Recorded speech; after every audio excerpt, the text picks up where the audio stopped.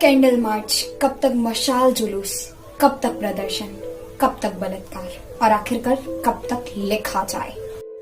नमस्कार, मैं मोनाली पांडे और आप देख रहे हैं Monali insight. Justice for her, justice for she, justice for her, justice for she, ये ट्विटर का ऐसा ट्रेंडिंग बन चुका है जैसा कि हमारी मीडिया में एंकर्स की रोज की बड़बड़ाहट। आज फिर से बारी आई है जस्टिस फॉर मनीषा की। आखिरकार कब तक और कितना। आज की वीडियो में इस मुद्दे को मैं सिर्फ आपको बताने या सुनाने नहीं आई, बल्कि महसूस कराने आई हूँ कि आखिरकार ऐसी घटनाओं का क्या अंजाम होता है। वो हमारे बीच आती है, कुछ समय के लिए हम जागरूक भी होते हैं, लेकिन न जाने कुछ समय के बाद वो अपने आप कहाँ गुम हो जाती हैं। और कभी कभी तो हम ऐसी घटनाओं को देखकर भी अनदेखा कर जाते हैं। हैवानियत की भूख समेटे दरिंदगी के साथ किसी की जिंदगी को मिट्टी में मिला देना आखिरकार कहाँ तक सही है। घटना के बाद पुलिस प्रशासन की लापरवाही, पोस्टमार्टम रिपोर्ट का गलत आना और अपराधियों को एक अपराध के बाद और अपराध करने के लिए खुला छोड़ देना, आखिरकार ये कहाँ तक सही है।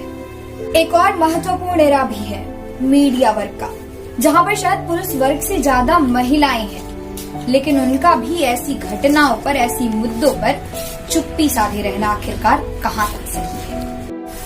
अंत में नजारा कुछ ऐसा होता है कि माँ ने एक बेटी गवाई, एक बेटी ने अपनी जिंदगी गवाई। अगर अंत में अपराधी पकड़े भी जाते हैं और उन्हें मारा भी जाता है, तो आखिरकार ऐसे में इंसाफ किसको मिल पाया। ना ही एक माँ को अपनी बेटी मिल पाई और ना ही एक बेटी को उसकी जिंदगी वापस मिल पाई। यूपी प्रशासन भी बखूबी चल रहा है, यूपी सरकार भी बखूबी चल रही है और यूपी के लोग भी बेहद सुखहाल जीवन व्यतीत कर रहे हैं। और बात करें बेटियों के वहाँ पे दशा की, तो वो शायद सबसे बेहतरीन आपको देखने को मिल रही है। हमारे यूपी में अब ना ही एक भी अपराध हो रहे हैं और ना ही एक भी लड़कियों के साथ दुष्कर्म किए जा रहे हैं।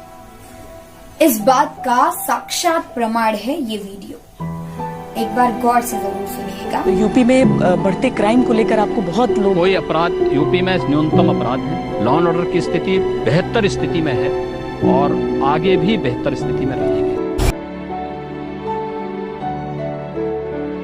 आए दिन दिल्ली से बलात्कार की घटनाओं के समाचार आते हैं कि नहीं आते हैं? दिल्ली को रैप कैपिटल बना दिया है कि नहीं बना दिया? कांग्रेस के महाशय, आप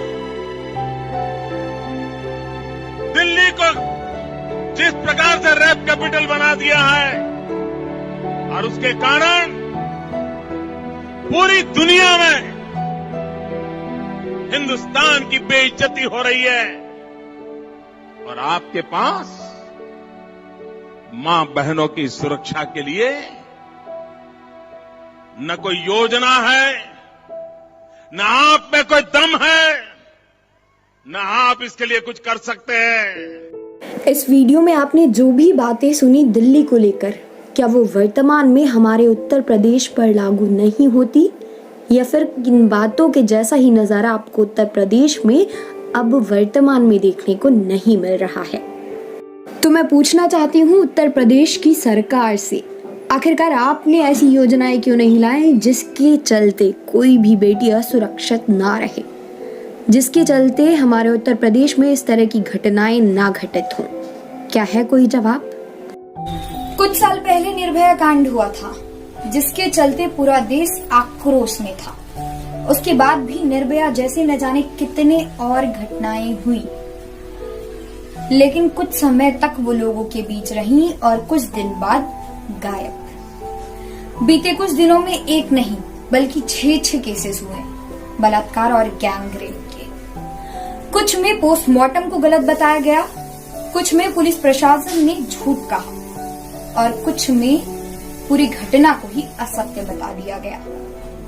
आखिरकार ये सब कितना सही है?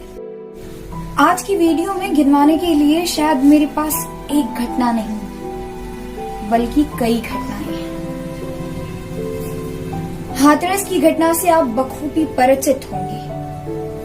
गुड़िया का कुछ दरिंदगों ने बेरहमी के साथ रेप किया वो कुछ बोल ना पाए, इसके लिए उसकी जीभ काट दी गई, उसकी रीढ़ की हड्डी को तोड़ा गया, उसकी गर्दन की हड्डी को तोड़ा गया।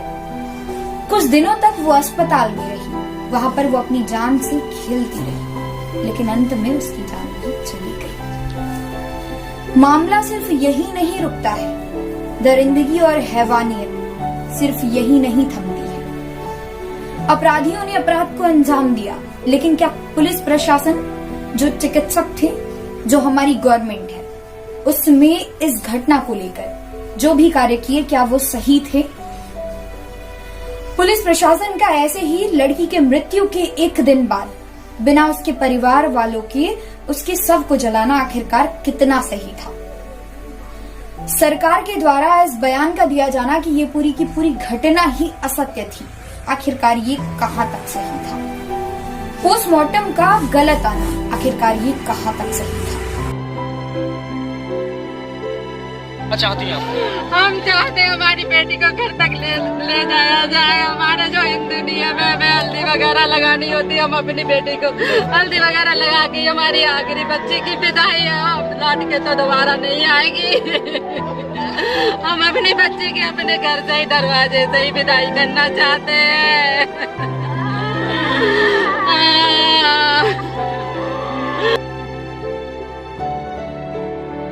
जाति को मुआवजा मिल रहा था, ये सब धमकियाँ मिल रही हैं, पापा को धमकाया जा रहा है। ये बोल रहा है कि केस मतलब रफा दफा हो जाएगा, अगर सब केस रफा दफा हो जाएगा, ये सब वीडियो दिखा देंगे। मम्मी को उल्टी सीधी वीडियो बना रखी है। जो उस टाइम में वो हालात ऐसे थे, जो मन में आ रहा वो सब लोग बोले जा रहे, यही सब करके अब ये लोग हमें यहाँ रहने नहीं देंगे। ये डीएम बहुत ज्यादा ही चालबाजी कर रहे हैं। हम लोगों के साथ में इतना प्रेशर डाल रहे हैं जबरदस्ती कि हम लोगों ने, तुम्हारे इतने लोग, तुम्हारी बात का कोई भरोसा नहीं है, तुम जबरदस्ती बयान बदल रहे हो, तुम पे कौन भरोसा? पापा पे बुलवा रहे, बयान बदलने से तुम्हारी कोई वो रहेगी, हम लोग दूसरी जगह चले जाएंगे। तुम्हारी यहाँ से हमें दबाव दे के लेके गए थे, वहाँ चलकर थाने लेके पहुँचे गए, योगी से बात कराने वहाँ लेके, वहाँ PWD में उनका पूरा प्रेशर था, और खा के तो वहाँ पुलिस वाले डीएम साहब ने पूरा दबाव दे के और हमारे 3 आदमी के साइन करा लिए, और उससे हम संतुष्ट नहीं हुए। और मेरी जो इसकी केस की बिटिया की जांच होनी चाहिए सुप्रीम कोर्ट के जज के द्वारा, CBI जांच होनी चाहिए। हाँ, दबाव बना के क्या कहते हो, पुलिस वाले वहाँ तो सब अधिकारी है, उन लोगों ने कि तो गोली करना ना दे। और यहाँ भी किसी को क्या कहते बाहर ना निकलने दे रहे, और मीडिया बाहर कोई किसी को नहीं आने दे रहे हैं।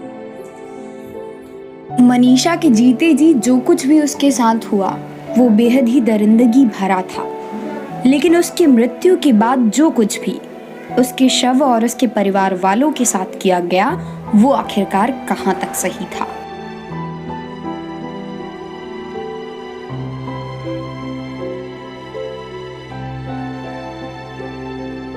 आज की रीति रिवाज परंपराएं समय के हिसाब से बदलती है, ठीक है।